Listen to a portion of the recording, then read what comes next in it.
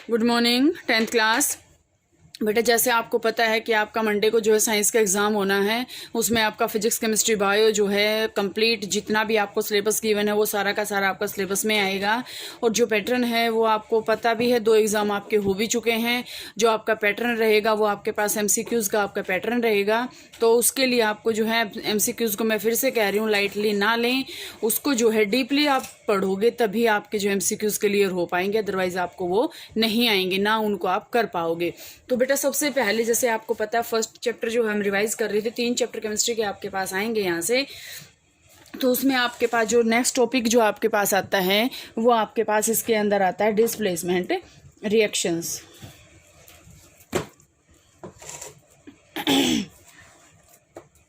तो students displacement reactions क्या होती हैं? इन विच मोर रिएक्टिव मेटल, आपके पास ये मेन पहचान है इसकी कि more reactive metal will displace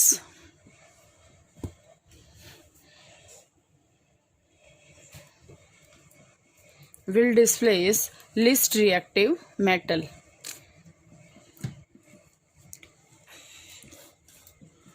least reactive metal means क्या है कि जो मोर रिएक्टिव मेटल्स होती हैं वो लिस्ट रिएक्टिव मेटल को उस सॉल्यूशन में से हटा देती हैं। जैसे बेटा हम एग्जांपल लेते हैं यहाँ पे आपके पास कि हमने आयरन ले लिया, ठीक है, इसको हमने कॉपर सल्फेट के सॉल्यूशन के अंदर डाल दिया। अब आपको जैसे जो है ये क्वेश्चन भी आ सकते हैं कि यार ये रिएक्शन प्रोसीड होएगी या फिर ये कहेंगे दिस रिएक्शन इज फिजिबल और नॉट। ठीक है, तो यहाँ से आपके पास ये आएगा कि अगर यहाँ से ये जो मेटल है इससे मोर रिएक्टिव है तो ये इसको इस सॉल्यूशन में से डिस्प्लेस कर देगी, अदरवाइज ये नहीं कर पाएगी। तो हाँ, आयरन जो है कॉपर से मोस्ट रिएक्टिव है, तो यहाँ से क्या आ जाएगा FeSO4 आ जाएगा और कॉपर को इस सॉल्यूशन में से ये बाहर निकाल देगी। इसी तरह अगर हम जिंक को ले लेते हैं कॉपर सल्फेट सॉल्यूशन के अंदर, तो यहाँ से क्या बन जाएगा ZnSO4 प्लस कॉपर बन जाएगा। ठीक है, इसी तरह अगर हम लेड डाल दें हैं किसके अंदर, कॉपर क्लोराइड के अंदर, तो यहाँ से क्या बन जाएगा लेड क्लोराइड बन जाएगा और यहाँ से कॉपर जो है वो बाहर निकल जाएगा। तो स्टूडेंट्स ये आपने यहाँ से क्या देखा कि मोर रिएक्टिव एलिमेंट्स जो होते हैं वो लिस्ट रिएक्टिव एलिमेंट्स को या मेटल को जो है बाहर निकाल देते हैं उसके सॉल्यूशन में से। इसके बाद अगर हम इसमें बात करते हैं बेटा, वो आपके पास आता है double displacement reaction. Double displacement reaction को जो है जैसा आपका रिवीजन टेस्ट हुआ था तो प्रेसिपिटेशन रिएक्शन भी हम इसी को double displacement reaction, double displacement reaction को हम क्या बोलते हैं, प्रेसिपिटेशन रिएक्शन। ठीक है, प्रेसिपिटेशन रिएक्शन भी हम इसका जो है नाम यहाँ से देते हैं। तो प्रेसिपिटेशन रिएक्शन के अंदर क्या होता है, जैसे इसमें आपके पास एक PPT बनता है। PPT का मतलब क्या होता है, प्रेसिपिटेट, प्रेसिपिटेट। और प्रेसिपिटेट के अगर हम यहाँ से प्रॉपर्टी को रीड आउट करें तो जो प्रेसिपिटेट होता है वो आपके पास वाटर इनसोल्यूबल होता है। वाटर इनसोल्यूबल मतलब वो वाटर के अंदर सोल्यूबल नहीं होता। अगर हम जैसे यहाँ से एग्जांपल लेते हैं, हमने सोडियम सल्फेट ले लिया Na2SO4 और हमने उसके अंदर BaCl2 मिक्स कर दिया, तो यहाँ से क्या बनाएगा वो BaSO4 बना देगा और NaCl जो है वो बाहर निकल जाएगा। ये मैंने साथ में ही बैलेंस कर दी। अब ध्यान से देखो, अब आपके माइंड में ये क्वेश्चन आएगा कि हमें क्या पता इन दोनों में से जो है PPT कौन सा है। ध्यान से देखो, सोडियम क्लोराइड है। सोडियम क्लोराइड क्या कभी ऐसा होता है कि वो वाटर के अंदर इनसोल्यूबल हो, वाटर के अंदर सोल्यूबल होता है वो, तो इसका मतलब the NaCl can not be precipitate. तो बच गया क्या, BaSO4।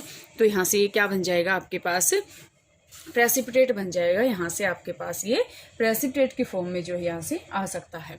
ठीक है, ये आपके पास थी प्रेसिपिटेशन रिएक्शन। और आपसे यहाँ से क्वेश्चन पूछा जा सकता है कि डबल डिस्प्लेसमेंट रिएक्शन के अंदर एक वाटर इनसोल्यूबल सब्सटेंस बनता है, उसको हम क्या कहते हैं, तो उसको हम बोलते हैं PPT बोलते हैं। ठीक है, तो यहाँ से ऑप्शन आपके पास जो है अलग अलग आ सकते हैं, लेकिन आपको मैं फिर से वही कह रही हूँ स्टूडेंट्स कि आपको जो है डीपली यहाँ से रीड आउट उसको करना पड़ेगा ताकि आपको प्रॉपर वो समझ में आए। इसके बाद अगर हम इसमें इसी चैप्टर के अंदर नेक्स्ट जो हम पढ़ते हैं वो हम पढ़ते हैं ऑक्सीडेशन एंड रिडक्शन।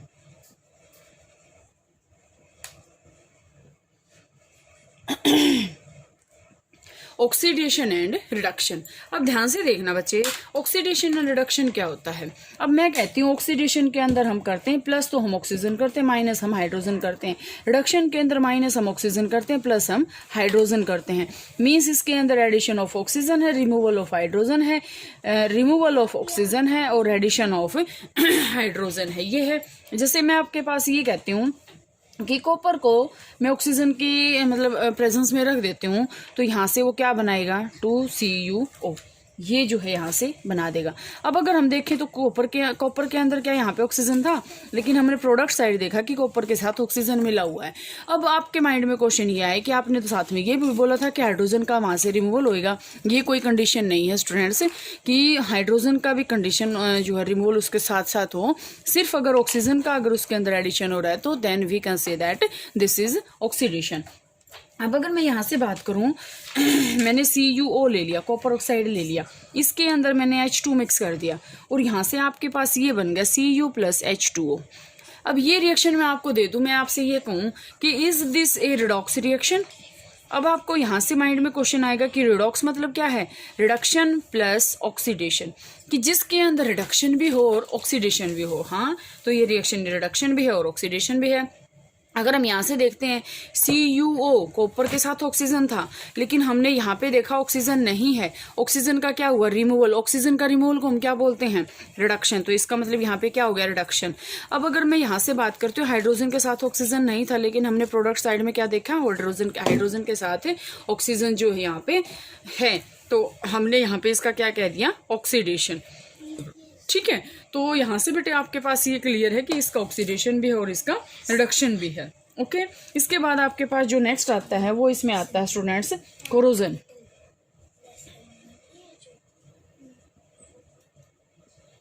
अब आपके पास कोरोजन क्या होता है, कोरोजन आपके पास हम कहते हैं यहाँ पे रस्टिंग ऑफ आयरन। मतलब क्या है, कोरोजन तो देखो किसी भी चीज का हो सकता है, लेकिन लोहे को जंग लगना हम क्या बोलते हैं उसको, रस्टिंग ऑफ आयरन। एक आपके पास क्या होता है, ऑक्सीजन और वाटर की प्रेजेंस में, मतलब वाटर ड्रॉपलेट्स की प्रेजेंस में किसी भी मेटल का ऑक्सीडेशन होना, ऑक्सीडेशन ऑफ मेटल्स, उसको हम बोलते हैं कोरोजन। ठीक है, इसके बाद इसमें आपके पास आएगा कि इसमें आपके पास और क्या आ सकता है, रेंसिडिटी आपके पास यहाँ से लास्ट टॉपिक है। और रेंसिडिटी आपके पास क्या होता है, ध्यान से देखना बच्चे, रेंसिडिटी क्या होता है, कोई भी फैट या oily substance, fat and oily substance, ये कंडीशन है इसकी कि या तो फैटी या ऑयली सब्सटेंस इसमें जो है जरूर होना चाहिए। तो या तो फैट या ऑयली जो सब्सटेंस होते हैं वो ऑक्सीडाइज्ड हो जाते हैं। ऑक्सीडाइज्ड का मतलब ध्यान से देखो, अब जैसे आपने देखा भी है कुरकुरे चिप्स का जो पैकेट होता है उसको जो हम ओपन कर देते हैं उस पैकेट को, तो थोड़े दिन के बाद वो खाने का नहीं रहता। ठीक है, तो उसमें आपके पास क्या होएगा कि उसके साथ आपको पता है फैट और ऑयली, ऑयल से वो बनता है, फैट उसके अंदर प्रेजेंट होता है, तो उसका जो है ऑक्सीजन की प्रेजेंस में ऑक्सीडाइज्ड होना, अगर वो बंद है तो उसमें कोई प्रॉब्लम नहीं है, वो बिल्कुल फिट है, खाने का है। लेकिन जैसे ही हम उसको थोड़ी देर खोल के रख देंगे उसका क्या हो जाएगा, ऑक्सीडाइज्ड हो जाएगा, और वो जो कंपाउंड मतलब आपके पास जो एक सब्सटेंस बनेगा वो आपके पास रेंसिड बनेगा। तो रेंसिडिटी को रोकने के लिए हम जो है इन पैकेट्स में डालते हैं नाइट्रोजन गैस, और ये आपके पास कोरोजन प्रिवेंटर का काम करता है, और वो हम क्या कोरोजन सॉरी रेंसिडिटी, तो इसको बोलते हैं एंटीऑक्सीडेंट्स। ठीक है, तो इसको हम बोलते हैं एंटीऑक्सीडेंट्स। अब ध्यान से देखना, एंटीऑक्सीडेंट्स हमने क्यों बोला इसको, क्योंकि यहाँ पे क्या हो रहा था, ऑक्सीडेशन हो रहा था, N2 हमने डाल दिया ताकि ऑक्सीडेशन ना हो, तो हम इसको बोलते हैं एंटीऑक्सीडेंट्स। ठीक है, और नाइट्रोजन हम डालते हैं एंटीऑक्सीडेंट्स के फॉर्म में, जो है यहाँ से ये काम करता है। इसके बाद बेटे आपके पास जो नेक्स्ट जो चैप्टर आता है वो आपके पास आता है एसिड्स, बेसिस एंड साल्ट्स, क्योंकि तीन ही चैप्टर आएंगे आपके पास, एसिड बेसिस एंड साल्ट्स। तो एसिड बेसिस साल्ट में आपके पास क्या आएगा, ध्यान से देखना स्टूडेंट्स।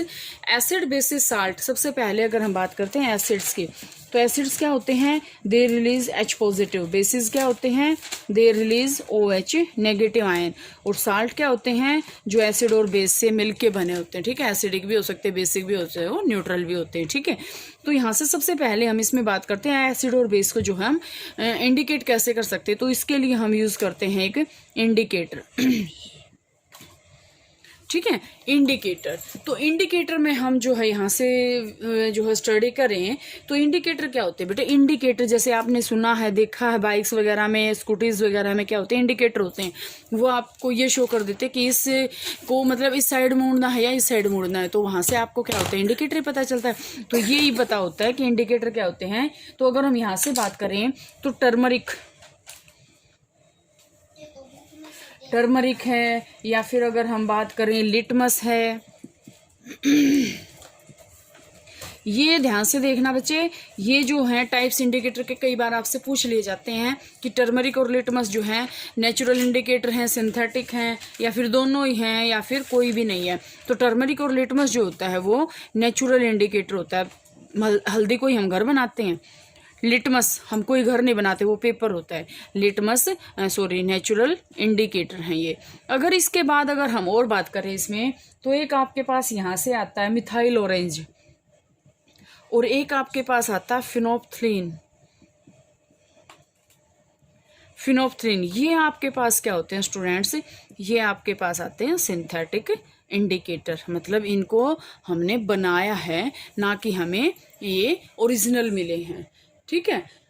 तो हमें क्या करना है, इसको बताना है। अब आपसे यही पूछ लूँ मैं एग्जाम में कि मिथाइल ऑरेंज और फिनोप्थलीन, अब मैं आपसे ये कहूँ कि ये नेचुरल इंडिकेटर हैं या फिर सिंथेटिक इंडिकेटर हैं, तो या फिर मैं ये कह दूँ दोनों ही, या फिर मैं कह दूँ कोई भी नहीं है, तो आपको जिससे इसमें केस पे टिक करोगे आप सिंथेटिक इंडिकेटर पे, ठीक है। इसके बाद अगर हम बात करते हैं इनकी रिएक्शंस की, तो केमिकल प्रॉपर्टीज़ अगर हम इनकी बात करें, तो केमिकल प्रॉपर्टीज़ में आपके पास एसिड और बेसिस की क्या आती हैं। सबसे पहले अगर हम बात करें कि सबसे पहले तो देखो इंडिकेटर आपको बता दिया मैंने।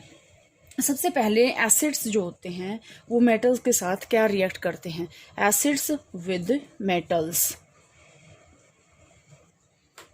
एसिड्स विद मेटल्स की एसिड जो होते हैं मेटल्स के साथ कैसे रिएक्ट करते हैं। तो यहाँ से आपके पास जैसे मैंने अभी ले लिया कि मैंने जिंक ले लिया और इसके अंदर मैंने HCl डाल दिया। HCl आपके पास क्या है, एसिड है, तो यहाँ से क्या बनाएगा, ZnCl2 प्लस हाइड्रोजन गैस बाहर निकाल देगा। तो ध्यान से देखना बच्चे, आपके पास यहाँ से क्या आया, इसने ये क्या बनाया, एक साल्ट बनाया और दूसरी एक गैस बना दी, ठीक है। यहाँ से क्वेश्चन आपके पास यहाँ से ही पूछा जा सकता है कि when acid react with metal they form A salt and A gas, name the gas off that, ठीक है, नेम द गैस। तो वो आपके पास है हाइड्रोजन गैस, और ये आपके पास पॉप साउंड के साथ ही आती हैं, बबल्स के साथ जैसे ये निकलती है। सारी गैसेस वैसे पानी के अंदर बबल्स के साथ ही निकलती हैं, लेकिन ये जो हाइड्रोजन है इसकी यही मेन पहचान है कि ये पॉप साउंड के साथ बाहर निकलती है। इसके बाद अगर मैं यहाँ से बात करूँ, आपके पास साल्ट और हाइड्रोजन गैस बनाएंगे ये। अब जैसे मैं यहाँ से ये कहूँ कि जिंक के अंदर मैंने H2SO4 मिला दिया। अब H2SO4 भी आपके पास क्या है, यहाँ से H2SO4 भी आपके पास है, यहाँ से क्या है, ये एसिड है, तो यहाँ से ये क्या बना देगा, ZnSO4 बना देगा, प्लस यहाँ से हाइड्रोजन गैस को बाहर निकाल देगा, ठीक है। तो ये आपके पास फिर से क्या बन गया, साल्ट, और यहाँ से ये हाइड्रोजन गैस बाहर निकल गई। इसके बाद अगर हम बात करते हैं इसमें कि जो है एसिड्स होते हैं वो मेटल कार्बोनेट और मेटल हाइड्रोजन कार्बोनेट के साथ क्या बनाते हैं, तो भी ये क्या बनाते हैं, salt plus water plus any gas. हम जैसे ध्यान से लिखते हैं, कार्बोनेट लेंगे हम Na2CO3, हमने ये ले लिया, इसके अंदर हमने डाल दिया एसिड। अब इसकी रिएक्शन देखो क्या होएगा, NaCl बन जाएगा, प्लस आपके पास क्या बनेगा, H2O बन जाएगा, प्लस आपके पास CO2 गैस बन जाएगी। तो हम इसको अगर बैलेंस करें तो यहाँ से ये NaCl टू NaCl बन गया, H2O बन गया और CO2 बन गया, ये बैलेंस है। तो यहाँ से हमने देखा क्या क्या बनाया, साल्ट बनाया प्लस वाटर बनाया प्लस एक गैस बनाई जो CO2 गैस है, ठीक है। इसके बाद यहाँ से आपके पास क्या आएगा, हाइड्रोजन कार्बोनेट को अगर हम इसमें करेंगे तो भी आपके पास क्या बनाएगा, salt plus carbon dioxide plus water. इसके बाद अगर आपके पास यहाँ से बात आती है कि जो आपके पास मेटालिक ऑक्साइड्स होते हैं वो एसिड्स के साथ कैसे रिएक्शन करते हैं, तो मेटल ऑक्साइड अगर हम लेंगे और उसके अंदर कोई भी एसिड डाल लेंगे तो यहाँ से वो क्या बनाएंगे, साल्ट बनाएंगे प्लस एक जो दूसरा कंपाउंड बनाएंगे वो वाटर बनाएंगे। जैसे मैंने कॉपर ऑक्साइड ले लिया यहाँ से और इसके अंदर मैंने HCl डाल दिया तो ये क्या बनाएगा, CuCl2 plus H2 means salt plus water. ठीक है, इसमें आपको कंफ्यूज नहीं होना कि अगर हम मेटल लेंगे एसिड के साथ करेंगे तो वो साल्ट प्लस हाइड्रोजन गैस, लेकिन मेटल ऑक्साइड लेंगे, ध्यान से देखना बच्चे, मेटल ऑक्साइड का मतलब क्या है, मेटल के साथ ऑक्सीजन मिक्सअप है। अब ये तो एसिड के साथ तो मेटल जो है साल्ट बना लेंगे, लेकिन यहाँ पे ये ऑक्सीजन बच गया, ये इस हाइड्रोजन के साथ मिक्सिंग होके क्या बना देगा, वाटर की फॉर्मेशन जो है यहाँ से कर देता है। ठीक है, इसके बाद अगर हम इसकी नेक्स्ट अगर हम प्रॉपर्टी पढ़ें तो इसमें आपके पास आता है कि सारे के सारे एसिड्स और बेसिस में क्या कॉमन होता है। तो मैं अभी स्टार्टिंग में आपको देखो बहुत बार करवा चुकी हूँ मैं ये, लेकिन फिर भी आपके अगर हम एग्जाम के पॉइंट ऑफ व्यू से देखें तो आपको एक बार दोबारा से फिर करवाएंगे ये कि एसिड्स क्या होते हैं और बेसिस क्या होते हैं। कॉमन क्या होता है, एसिड्स के अंदर कॉमन H पॉजिटिव होता है, बेसिस के अंदर OH नेगेटिव होता है। ठीक है, तो यहाँ से आपके पास ये मेन है कि H पॉजिटिव होता है, लेकिन इनके अंदर जो है OH नेगेटिव भी होता है और इनके अंदर H पॉजिटिव भी होता है, लेकिन ये लेस अमाउंट में है, यहाँ पे ये लेस अमाउंट में, ये मोर अमाउंट में है, तो इसकी वजह से ये क्या है, इनमें डोमिनेंट है। ठीक है, इसके बाद आपके पास है कि एसिड और बेस को जब हम वाटर सॉल्यूशन के अंदर डाल लेंगे तो क्या होएगा, वो आपके पास यही है कि एसिड को जब हम वाटर के अंदर डालेंगे तो H पॉजिटिव छोड़ेगा वो, बेसिस को जब हम वाटर के अंदर मिक्सअप करेंगे तो वो OH नेगेटिव को जो है छोड़ देगा। ठीक है, ये आपके पास था ये, जैसे मैं एग्जाम्पल लेती हूँ, HCl या फिर H2SO4 ले लिया हमने, इसके अंदर वाटर का मिक्सिंग कर दिया तो यहाँ से क्या बनाएगा, H3O positive plus chloride ion. ठीक है, H3O पॉजिटिव या फिर हम H पॉजिटिव कहेंगे, दोनों क्या है, सेम बात है। इसके बाद अगर हम बेस लेते हैं, NaOH ले लिया हमने, इसके अंदर अगर हम H2O मिक्स करेंगे तो यहाँ से क्या बनाएगा, Na positive plus OH negative ion जो है यहाँ से निकल जाएगा। ठीक है, ये आपके पास हाइड्रोलाइसिस में काम करेगा, इसका कोई इतना रोल प्ले नहीं करता, मीन्स ये क्या है, इसको आयनाइज करने में हेल्प करेगा और इसका कोई भी इतना काम नहीं होता है।